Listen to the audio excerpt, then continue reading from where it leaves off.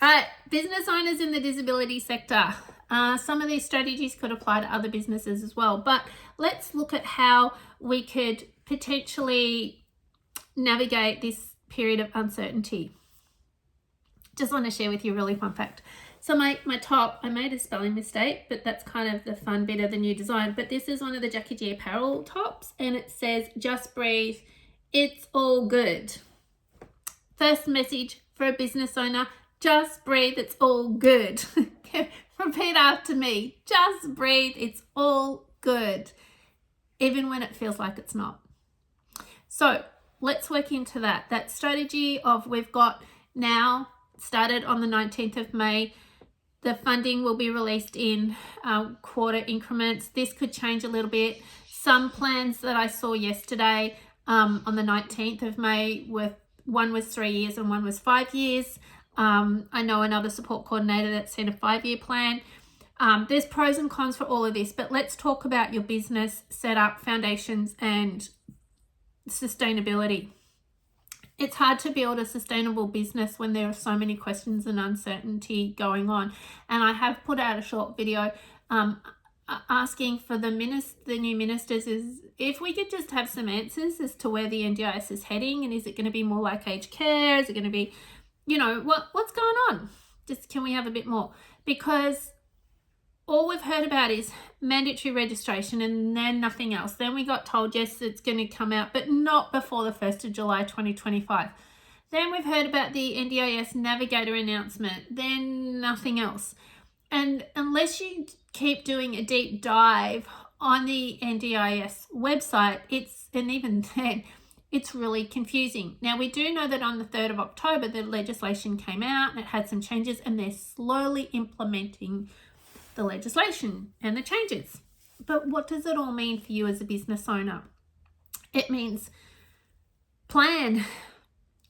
Look at your financials and ask yourself, how long would I have to keep paying my staff or keep paying myself if for some unknown reason I wasn't paid today and I wasn't paid for 2 months?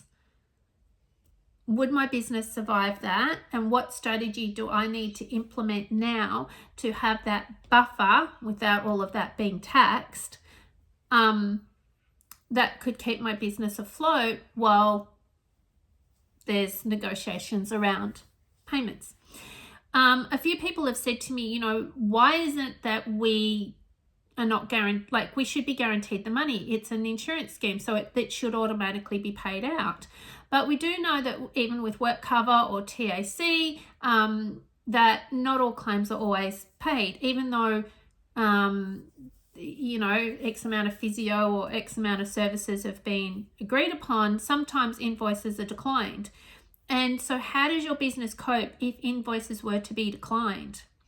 What happens if you end up in payment lock because, I don't know, the person ran out of funding and somebody decided to report it to the fraud team or the payment integrity team, and you're now in payment lock and there's a bit of a please explain and you've done nothing wrong and eventually you get your money? How long can you survive with not getting paid?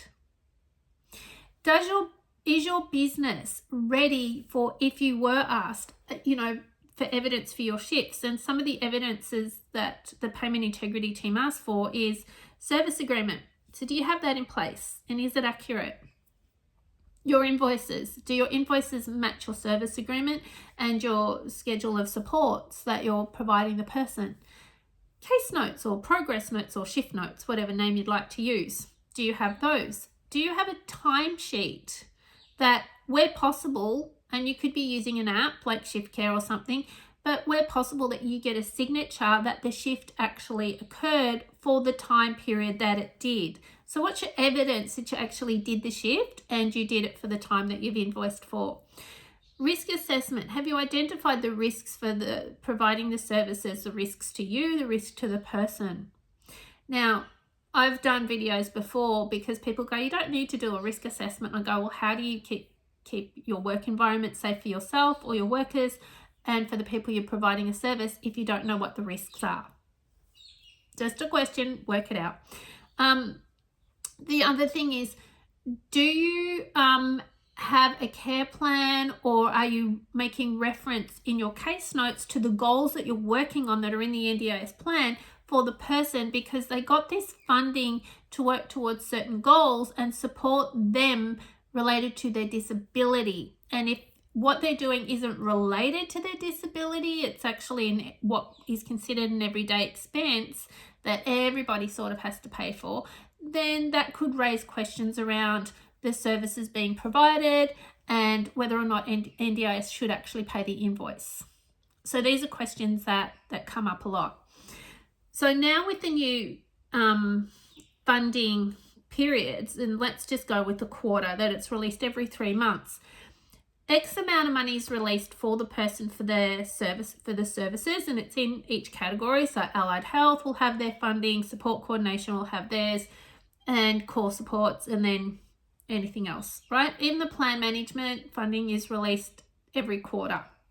Moving forward, in all new plans from the 19th of May, that includes plans that have gone to reassessment, like everything, okay? If it's just a rollover at this point, I don't know that it will come in, but that remains to be seen, so watch this space. So what it means is that if for some unknown reason you've had to pick up some extra shifts for the person because there's been appointments that they needed to go to and things like that, you may not get paid if there's an overspend. So let's say, for argument's sake, in core support, the person has, I don't know, $1,000 for 3 months. I'm just making this up.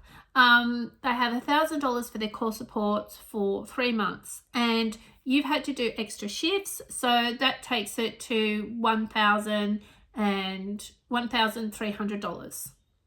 That $300 part will be declined, is what I've been told, and therefore you might not be able to claim it in the next funding period because it happened in this set of dates, so these 3 months, so you know, from January to March, 1st of January to the end of March, that's a funding period, and the new one starts on the 1st of April, so therefore anything in January to end of March cannot be claimed in April because it didn't happen in April, right?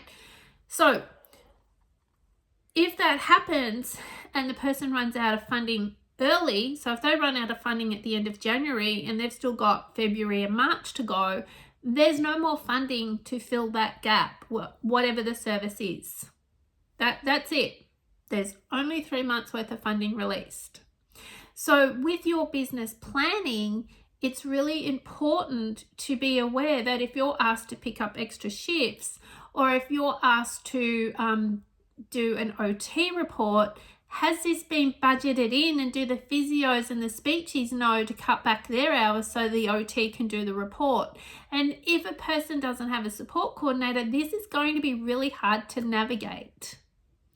All right, so each provider is going to have to be aware of what is going on for the person. But here's the thing, the person with the disability or their family member does not need to disclose to the support worker what the OT is doing, and with the OT ideally the OT would know what the support worker is doing because they might need that info for their reports. But little things like this. So it's going to be a challenging period. So as a business owner, what is your buffer? And are you having supporting evidence of the work that you've done for the invoices that you're providing to protect your business to keep going, so you can provide amazing support and care to the people that need it the most? Now, remembering that everybody's different and everybody likes to say, oh, well, you know, this person's ripping me off and this person's doing the wrong thing. But maybe if we could focus on what is working, that might be a really good place. And just be aware that there's problems and issues and concerns. Your business success and sustainability in disability is going to be constantly tested until we know the long term, like where we're heading. Because while things keep changing, your business may have to change and have some innovation and some flexibility. We know that if you were running a hospital, so say you were setting up a hospital, we would know there's a set criteria and you've got X amount of funding and this is how you get your funding, and that doesn't change. But the NDIS is changing. I'm not going to say evolving, it's changing, because a lot of people feel we're going backwards.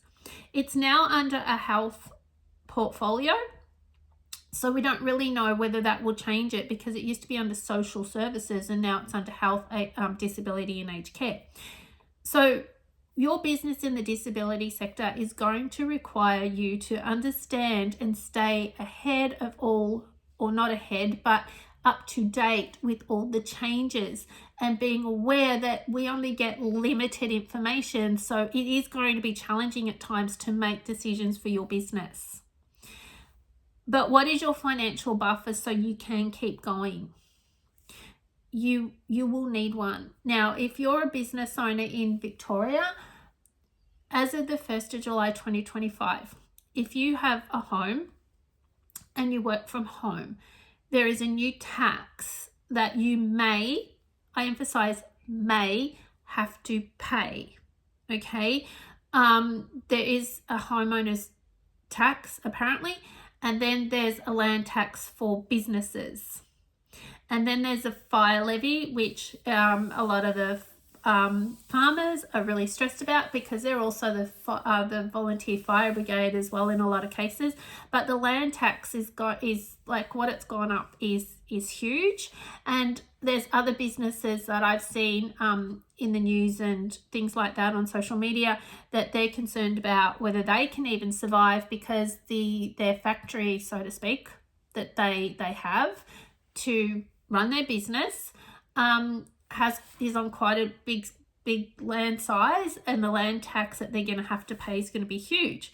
So if you rent an office space, obviously that's a little bit different, but it could see your rental maybe going up. I share this because it's about being prepared and know what's going on in your business, or what could potentially impact your business. We already know the profit margin in disability is actually quite small when you run it properly. We also know as of the 1st of July, the superannuation will go up. I'm not sure whether insurance will go up or not, but there's also work cover. Like, there's so many different things that will go up, that it's really important to be aware of all of this as part of running your business. Now, that's not just the disability sector, that's any business. So if you're watching this from any business perspective, that's really important. The other thing I want to talk about is the health and well-being of yourself, and if you employ staff, your staff. When I have shared about the Section 33 coming into play, which was the funding periods, everybody goes, this isn't going to be working, this is going to be a disaster. How dare you spread this negative news? This is not right. You need to stop posting this stuff. Okay, clearly people were triggered. The amount of abusive messages that I copped by sharing this post in Messenger, people know my business name, so they called my 1300 number, all to abuse me and said stop fear-mongering, creating fear-mongering for people, because this is not happening. And I'm like, yes, it is. So just to prove a point, I actually shared with the person's consent about what their new plan looked like.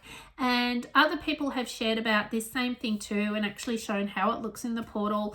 And I don't know whether they got abuse or not, but I got a lot of, you shouldn't be sharing these kind of posts because it is fear-mongering, it is, removing the trust, all of this. And I'm like, I didn't make this decision.